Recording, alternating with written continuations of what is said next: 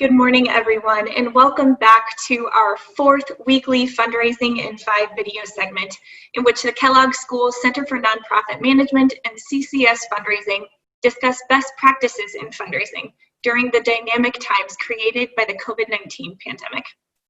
If you haven't seen our first 3 videos on engaged leadership, compelling messaging, and a balanced base of donors, be sure to check them out on either the Kellogg School Center for Nonprofit Management or CCS Fundraising LinkedIn pages. My name is Elise Madrick Townsend, and I'm the Senior Program Administrator for the Kellogg School Center for Nonprofit Management. And I am joined by Lindsay Marciniak, Managing Director of CCS Fundraising. Today, Lindsay and I will be discussing ideas for transitioning your fundraising events. Lindsay, this is a topic that has come up quite frequently.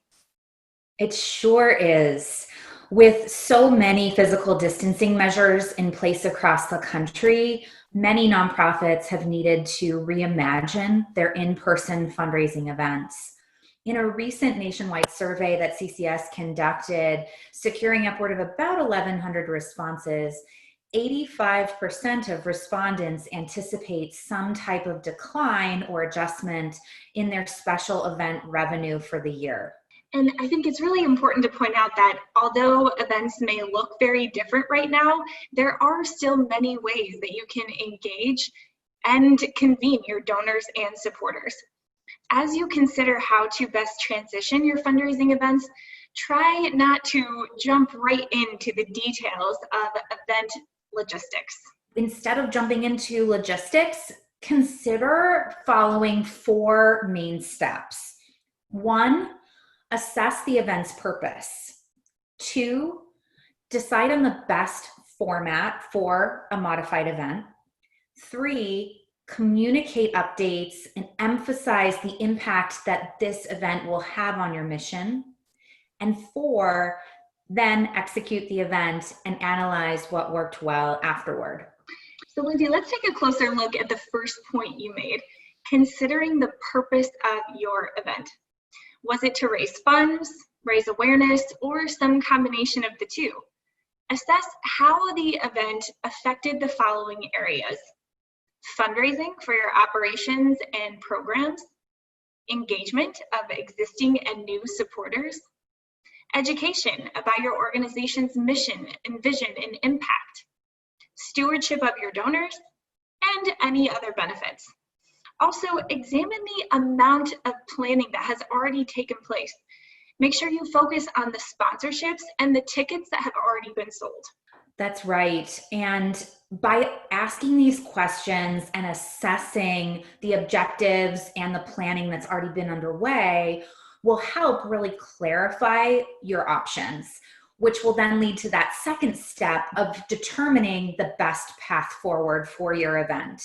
So you may decide to convert your event to a virtual format, or you might wish to move from a one-day event to a series of different engagement opportunities over the course of days or weeks through live streaming or social media. If at all possible, try to avoid an outright cancellation of your event. That is exactly right, Lindsay. And to your third point, once you've made this decision, be sure that you're communicating with your staff, board, supporters, and volunteers. You may even want to tweak your event communications to take on a slightly different look or feel or cadence. Though you will naturally be sharing details about the event, remember to include messages about the impact of your donor support. Impact is so critical in any type of fundraising. We can't lose sight of that in event fundraising either. And so after careful planning, after careful messaging and communicating, the 4th step is then to execute on the event. And so make sure you're assembling staff and volunteer work teams to help advance different strategies, secure sponsorships, or ask for existing sponsors to modify their support, and then consider expanding your invitation list, especially if you're doing a virtual event. You may be able to engage organizations and individuals that may not have participated in an in-person format. And of course, Lindsay, it is so important that once this event concludes, you debrief and analyze what worked, what didn't, and what you learned in order to open up new opportunities for your fundraising event strategy.